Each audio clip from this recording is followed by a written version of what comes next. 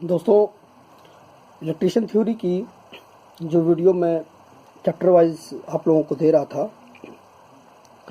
उसी कड़ी में ये अगला वीडियो लेकर के मैं आपके सामने उपस्थित हुआ हूँ। यह जो चैप्टर है वो चैप्टर नंबर 7 है। चैप्टर का नाम है डीसी परिपथ एवं संबंधित नियम। ये पहले सेमेस्टर का है, अभी हम पहले सेमेस्टर पे ही चल रहे हैं। इसका ये पहला भाग है। इस वीडियो में हम बात करेंगे बिजली का सर्किट, सर्किट के भाग पर बात करेंगे। सर्किट के भाग क्या क्या होते हैं? बिजली का स्रोत, चालक, नियंत्रण उपकरण, सुरक्षा साधन, पूर्ण लोड। इन टॉपिकों पर हम इस वीडियो में बात करेंगे। उसके बाद सर्किट के प्रकार पर बात करेंगे।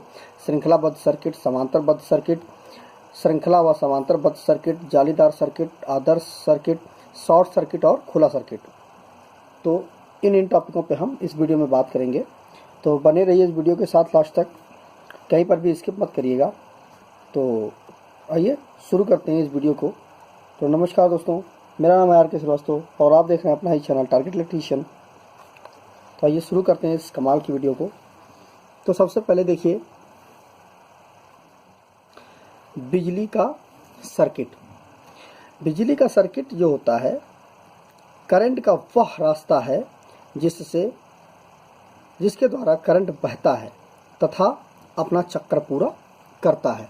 अगर हम इसको आसान शब्दों में हम समझाने की कोशिश करें तो देखिए, जैसे मान लीजिए कि ये हमारा बल्ब है और ये हमने एक बैटरी जोड़ दी और ये यहाँ से उठा करके हमने यहाँ पे लगा दिया। अब ये देखिए कि यहाँ से ये स्विच जब हम ऑन करेंगे तो ये सप्लाई यहाँ से निकलती हुई इस बल्ब के माध्यम से होती हुई और यहाँ पर वापस आ जाएगी। तो जब तक ये सप्लाई जो यह इधर से निकली वो जब तक पूरी की पूरी यहाँ पर नहीं वापस आएगी तब तक सर्किट पूरी नहीं होगी। बस वही चीज़ ये बोल रहा है कि बिजली का वह सर्किट जो करंट का वह रास्ता है जिसके द्वारा करंट बहता है, मतलब इसी रास्ते पे करंट बहता है तथा अपना चक्कर पूरा करता है। तो ये चक्कर अपना पूरा कर लेगा। इसके बाद अब आइए बात करते हैं सर्किट के भाग पर। तो सर्किट के भाग क्या क्या होते हैं, आइए उस पर चर्चा करते हैं। सबसे पहले बिजली का स्रोत। तो बिजली, देखिए सर्किट जो होती है वो इन भागों को मिल करके सर्किट बनती है, ठीक है। तो उन्हीं भागों में क्या क्या चीज़ें होती हैं? बिजली का स्रोत। अब बिजली का स्रोत जो होता है, बिजली के स्रोत में जनरेटर है, ट्रांसफार्मर है, टरबाइन है। ये सब चीज़ें जनरेटर के से हम आप बिजली पैदा करते हैं, ट्रांसफार्मर से, टरबाइन से हम बिजली पैदा करते हैं। तो यह क्या करता है, यही जो बिजली का जो स्रोत होता है, यह किसी सर्किट में जो इलेक्ट्रॉन्स होते हैं या विद्युत वाहक बल जो होता है उसको प्रवाहित करने में एक बल उत्पन्न करता है, ठीक है। और इसी को हम EMF बोलते हैं। तो बिजली का स्रोत जो है वह सर्किट में EMF चलाने के लिए, EMF उत्पन्न करने के लिए जिम्मेदार होता है। बिजली के स्रोत के कारण ही किसी सर्किट में विद्युत धारा का प्रवाह होता है। इसके बाद अगला आता है चालक। चालक क्या होता है कि यह किसी न किसी पदार्थ का ही बनता है। यह मान लीजिए तांबा है, ठीक है, लोहा आदि पदार्थों का बनता है, एल्युमिनियम हुआ, इन चीज़ों का ये जो चालक होता है वो हमारा बनता है। और इन्हीं पदार्थों से हमारा केबल बन जाती है और उसी केबल में हम विद्युत धारा को बहने के लिए एक मार्ग बना देते हैं। क्योंकि विद्युत धारा जो होती है वो बिना किसी माध्यम के फ्लो नहीं हो सकती, उसके लिए किसी न किसी माध्यम की जरूरत पड़ती है और वह माध्यम हमारा चालक होता है। अब यह जो चालक होता है यह एल्युमिनियम का भी हो सकता है, तांबे का भी हो सकता है, वो हमें जैसी ज़रूरत होगी उसके अनुसार यह चालक हम उपयोग में लाएंगे। इसके बाद अगला आता है नियंत्रण उपकरण। तो देखिए, सबसे पहले बिजली का स्रोत तो हमने ले लिया, चालक हमने ले लिया। अब अगर हम नियंत्रण उपकरण नहीं लगाएंगे, नियंत्रण उपकरण में जैसे कि हमारा स्विच हो गया, फ्यूज हो गया, ठीक है, इसमें जैसे कि स्विच, फ्यूज, ठीक है।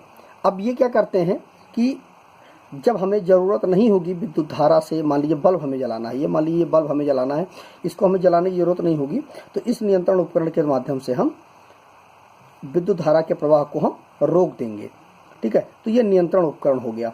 नियंत्रण उपकरण से ही हम किसी दुर्घटना की कंडीशन में भी हम विद्युत धारा को कंट्रोल कर सकते हैं। उसके बाद सुरक्षा साधन।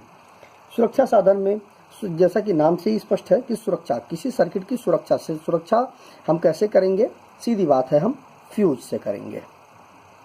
फ्यूज के ऊपर मैं एक स्पेशल वीडियो बनाऊंगा, तो अभी समझ लीजिए कि फ्यूज जो होता है वो किसी सर्किट का सबसे कमज़ोर हिस्सा होता है। कि जैसे मान लीजिए किसी भी सर्किट में विद्युत धारा का प्रवाह हो रहा है, अगर वहाँ पर शॉर्ट सर्किट होती है, ओवर करंट फ्लो होता है, या किसी भी कंडीशन में अनबैलेंसिंग होती है, तो उस कंडीशन में हमारा जो ये फ्यूज होता है यह तुरंत अपने आप ये ब्रेक कर देता है सर्किट को। क्योंकि पूरी सर्किट का सबसे कमज़ोर हिस्सा यही होता है कि मान लीजिए किसी सर्किट में मान लीजिए 6 स्क्वायर mm का केबल उपयोग किया गया है, तो निश्चित बात है जो तार होगा इसमें, जो फ्यूज इस सर्किट में जो लगा हुआ होगा वो बहुत ही कम, 2 या 3 तारों का, मतलब उसको आप जब आप कैलकुलेट, ये तो आप जैसे नॉर्मल फ्यूज बांधोगे, तो जैसे कि किटकैट फ्यूज़ है आपको बांधना है तो वहाँ पर तो आप ऐसे ही बांधोगे, लेकिन अगर आप फ्यूज़ एक्चुअल रेटिंग का HRC फ्यूज वगैरह यूज़ करते हो तो वो 6 एम्पियर का ही, या ज़्यादा से ज़्यादा आप 10 एम्पियर तक का आप यूज़ करते हो। तो क्या होता है कि ये 10 एम्पियर जो होता है, ये अब ये केबल जो है हमारी, मान लीजिए कि एक स्क्वायर mm कापर की केबल है, तो वो 5 एम्पियर का लगभग करंट फ्लो करा सकती है अपने अंदर से। अब 6 स्क्वायर mm है तो 6 पंचे 30 एम्पियर तक का करंट ये अपने अंदर से प्रवाहित कर लेगी। तो अगर हमारा 6 स्क्वायर mm का केबल है और हमारी ज़रूरत, हमें मान लीजिए ज़रूरत है 10 एम्पियर की, कि 10 एम्पियर से ज़्यादा हमें ज़रूरत नहीं है, तो हम जो फ्यूज लगाएंगे वो ज़्यादा से ज़्यादा 12 एम्पियर 13 एम्पियर तक का ही फ्यूज हम लगाएंगे। जिससे क्या होगा कि 13 एम्पियर से ऊपर करंट अगर, क्योंकि स्मूथ करंट जो है हमारा 10 एम्पियर है, और इससे ऊपर जब फ्लो होगा तो वो सर्किट को ब्रेक कर देगा। तो ये सुरक्षा साधन के अंतर्गत आता है हमारा फ्यूज। MCB भी आएगा, ठीक है, ACB भी आएगा। ये सारी चीज़ें जो सर्किट को ब्रेक कर दें, जो अर्थ फॉल्ट पर ट्रिप हो जाएं, वो सुरक्षा साधन के अंतर्गत आते हैं। इसी में कुछ चीज़ें और भी हैं, जैसे हमारी अर्थिंग है, वो भी सुरक्षा साधन के ही अंतर्गत आती है। उस पर भी मैं एक स्पेशल वीडियो बनाऊंगा, लेकिन अभी ये जान लीजिए कि सुरक्षा साधन के अंतर्गत फ्यूज है, MCB है, अर्थिंग है, ये चीज़ें सुरक्षा साधन के अंतर्गत आती हैं। उसके बाद पूर्ण लोड। अब पूर्ण लोड क्या होता है कि बिजली सप्लाई के स्रोत, अब इसमें क्या होता है कि बिजली सप्लाई का जो स्रोत होता है उसमें वोल्टेज एवं करंट कैपेसिटी के अनुसार बनाए जाते हैं, ठीक है, कि कितना हमें वोल्टेज की ज़रूरत है और कितना ही करंट हमें ज़रूरत है, ठीक है। तो लोड को पूर्ण या सही लोड, उसी लोड को कहेंगे, उसी सर्किट को कहेंगे कि जिसमें वोल्टेज के अनुसार ही करंट की कैपेसिटी जिसमें निर्धारित की गई हो, कि मतलब हर चीज़ का निर्धारण हो कि इतना वोल्टेज इसके लिए ज़रूरत है और इतना ही इसके लिए करंट की ज़रूरत है, तो वही एक पूर्ण लोड सर्किट होगी, या बिजली ऊर्जा की खपत करके आवश्यक कार्य करता है। इसके उदाहरण के लिए जैसे कि मान लीजिए हमारा ट्यूबलाइट है। अब ट्यूबलाइट क्या है, यह एक पूर्ण लोड है कि मान लीजिए 40 वाट का है, तो सीधी बात है कि 40 वाट में हमें ये पता चल गया कि मान लीजिए 2 एम्पियर, एक एग्जांपल बता रहा हूँ, 2 एम्पियर मान लीजिए फ्लो होगा और 40 वाट का है, तो ये एक पूर्ण लोड है। हमें पता है कि 40 वाट का ये इसका जो लोड है, रेजिस्टेंस है, वो 40 वाट के बराबर है और इसमें करंट 2 एम्पियर का फ्लो होगा, तो ये पूर्ण लोड के अंतर्गत आता है, ठीक है। अब इसके बाद अगला है सर्किट के प्रकार। सबसे पहले आता है श्रृंखलाबद्ध सर्किट। श्रृंखलाबद्ध सर्किट क्या होता है कि जब किन्हीं 2 रेजिस्टेंसों को, मान लीजिए कि एक रेजिस्टेंस हमारा ये है, एक रेजिस्टेंस ये है, एक रेजिस्टेंस ये है, किन्हीं मतलब 2 से अधिक या एक से अधिक जो भी रेजिस्टेंस होंगे उनको हम इस तरह लगाएं कि उसमें विद्युत धारा का मार्ग एक ही हो, अलग अलग तरीके से, अलग अलग मार्ग से विद्युत धारा का प्रवाह ना हो, तो उसे हम श्रृंखलाबद्ध सर्किट कहेंगे। इसमें क्या है कि जो करंट का मार्ग होता है वो एक ही होता है, वोल्टेज का मार्ग एक ही होता है, ठीक है। और इसको अगर हम जोड़ते हैं तो सीधे R is equal to R1 plus R2 plus R3 इस तरह होगा, ठीक है। मान लीजिए इसका 2 एम्पियर 2 ओम है, इसका 2 ओम है, इसका 2 ओम है, तो 2 4 6 ओम इसका रेजिस्टेंस आ जाएगा। तो श्रृंखलाबद्ध सर्किट यह होती है। उसके बाद ये समझ लीजिए कि इसमें करंट और वोल्टेज का मार्ग एक ही होता है, ठीक है। उसके बाद समांतरबद्ध सर्किट, इसमें क्या होता है कि किन्हीं 2 या 2 से अधिक जो भी हमारे प्रतिरोध होंगे उनको इस प्रकार हम जोड़ेंगे कि हर प्रतिरोध में अलग अलग रास्ते से बराबर वोल्टेज का प्रवाह हो। जैसे कि मान लीजिए, देखिए मान लीजिए ये हमारा एक रेजिस्टेंस हो गया, उसके बाद ये हो गया, ये हो गया, ठीक है। अब ये क्या है, ये हमारा, अब मान लीजिए यहाँ पर हम विद्युत का प्रवाह करते हैं, इसमें क्या होगा कि जो भी विद्युत धारा का प्रवाह होगा वो पहले इस रेजिस्टेंस में जाएगा, फिर इसमें जाएगा, फिर इसमें जाएगा, और तब मतलब एक दूसरे से होकर के ही गुजरेगा, तभी वो इस रेजिस्टेंस, मान लीजिए तो इस वाले रेजिस्टेंस पर किसी विद्युत धारा को पहुंचना है तो इन दोनों को पार करके ही यहाँ पर पहुंचेगा। लेकिन इसमें क्या होता है, ये जस्ट उल्टा होता है। इसमें क्या होता है, विद्युत धारा ये आ रही है और यहाँ से इन तीनों ब्रांचों में बराबर मात्रा में बढ़ जाएगी, ठीक है। तो इसमें क्या होता है कि तीनों जो ब्रांचें हैं उसमें सेम विद्युत धारा का प्रवाह होगा। इसमें क्या होता है, जब 2 या 2 से अधिक लोड प्रतिरोध को इस प्रकार सप्लाई स्रोत से जोड़ा जाता है कि प्रत्येक प्रतिरोध को पूरी सप्लाई वोल्टेज प्राप्त होती है, तो ऐसे सर्किट को हम समांतर सर्किट कहते हैं। इसमें कई रास्ते होते हैं वोल्टेज या करंट के प्रवाह के, ठीक है। तो ये समांतरबद्ध सर्किट हो गई। इसके बाद हमारा अगला आता है श्रृंखला व समांतरबद्ध सर्किट। जब प्रतिरोधों को इस प्रकार जोड़ा जाए कि सर्किट में किसी भाग में करंट का एक ही रास्ता हो तथा किसी भाग में करंट के 2 रास्ते हों, तो उसे हम श्रृंखला तथा समांतरबद्ध सर्किट कहेंगे।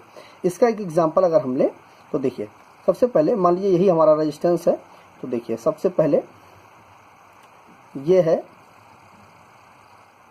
ये, इसके बाद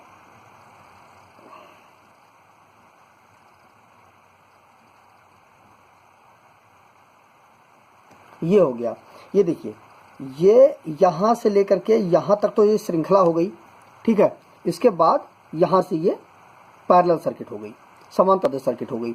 तो ये चीज़ समझ लीजिए कि इसमें ये सर्किट ऐसी है कि इसमें श्रृंखला भी सर्किट है और समांतर सर्किट है। इसमें यहाँ तक तो करंट और वोल्टेज का मार्ग एक ही है, लेकिन यहाँ से दोनों बट जाएंगे, ठीक है। तो ये श्रृंखला और समांतरबद्ध सर्किट हो गई।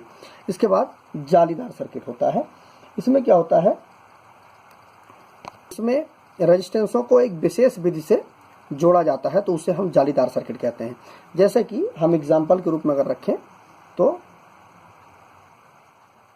ऐसे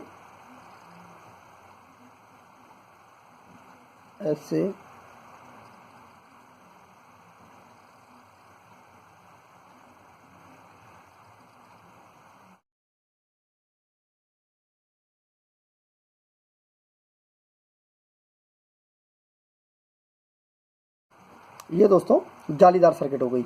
इसमें क्या है, श्रृंखला भी है, समांतर भी है और ये बीच में भी एक है, तो इसको हम, ये एक विशेष प्रकार से ये जोड़ी गई सर्किट है, इसलिए ये जालीदार सर्किट हमारी हो गई।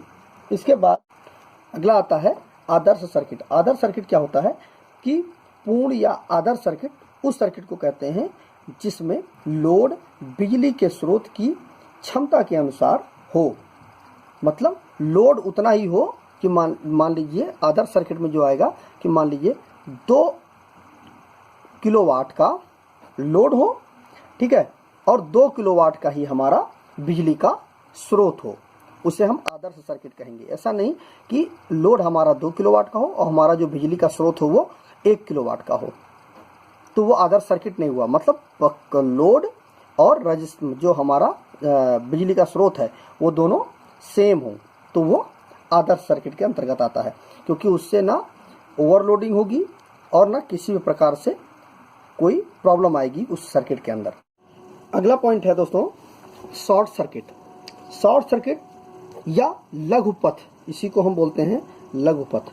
शॉर्ट सर्किट क्या होता है कि जैसे मान लीजिए कि यह हमारा एक बल्ब है, ठीक है, इसको हमने मान लीजिए यहाँ पर हमने 220 वोल्ट दे दिया, ठीक है, ये हमारा स्विच हो गया और ये हमारी एक सर्किट हो गई। अब इधर से मान लीजिए फेस आ रहा है, अब ये फेस है और ये न्यूट्रल है, ठीक है, ये हमारा फेस है, सॉरी ये हमारा न्यूट्रल है और ये स्विच में जा रहा है, ये फेस है, ठीक है। अब मान लीजिए किसी कारणवश, अब ये पहले ये देखिए कि यहाँ से आपने स्विच ऑन किया, यहाँ से होते हुए यहाँ पर न्यूट्रल तक आ गया और सर्किट हमारी कंप्लीट हो गई। लेकिन मान लीजिए किसी कारणवश दोस्तों ये जो तार है, ये तार यहाँ से टूट करके यहाँ पे टच हो जाता है, तो क्या होगा, यह शॉर्ट सर्किट होगा। और करंट हमेशा कम से कम रास्ता तय करती है, कम से कम दूरी तय करती है, तो यहाँ से वो सीधे इस जगह पे आ जाएगी और फेस और न्यूट्रल सीधे सीधे शॉर्ट हो जाएंगे और ये सर्किट पूरी जल जाएगी। तो शॉर्ट सर्किट जो है फेस और न्यूट्रल और फेस टू अर्थ, अगर ये दोनों छू गए तो वो उसे शॉर्ट सर्किट बोलेंगे। इसके बाद अगला आता है हमारा खुला सर्किट, या इसी को हम बोलते हैं ओपन सर्किट। ओपन सर्किट बस सेम यही चीज़, एग्जांपल हम इसी को देख लेते हैं। ये मान लीजिए हमारा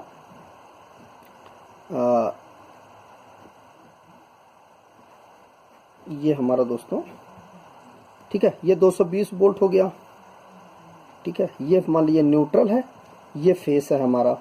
अब यहाँ से ये सब स्विच हमने ऑन किया और यहाँ से होते हुए सीधे सर्किट पूरी हो गई यहाँ तक। मान लीजिए किसी कारण से यहाँ पर ये तार टूट गया, ठीक है, अब क्या होगा, ये फेस तो जाएगा लेकिन इसके आगे नहीं जाएगा, तो यहाँ से आगे जब ये जाएगा नहीं तो ये बल्ब जलेगा नहीं, ठीक है, क्योंकि न्यूट्रल तो यहाँ से आ रहा है लेकिन फेस यहाँ पर पहुँचेगा ही नहीं। तो इससे हम बोलेंगे ओपन सर्किट, कि जब सर्किट पूरा ही ना हो, बीच में ही तार टूटा हुआ हो, तो उससे हम बोलते हैं ओपन सर्किट। तो ये हो गया दोस्तों ओपन सर्किट का एग्जाम्पल। तो दोस्तों ये रहा जो ये मैंने जो पॉइंट्स मैंने इस वीडियो के लिए बताए थे, वो रहे सारे पॉइंट्स। तो अगले वीडियो में इसके आगे के ओम्स लॉ, किरचॉफ लॉ के विषय में हम बात करेंगे, जो कि काफ़ी महत्वपूर्ण और इंटरेस्टिंग बिंदु हैं, काफ़ी डिटेल से समझेंगे। तो अगले वीडियो तक चैनल के साथ बने रहिए। वीडियो को लाइक कर दीजिएगा, शेयर कर दीजिएगा अपने दोस्तों के साथ, चैनल को सब्सक्राइब करके बेल आइकन को प्रेस कर दीजिएगा, जिससे आगे आने वाली सारी वीडियोज़ की नोटिफिकेशन आपको मिल जाए। तो मिलते हैं एक नए वीडियो के साथ, तब तक अपना बहुत बहुत ख्याल रखें। नमस्कार दोस्तों।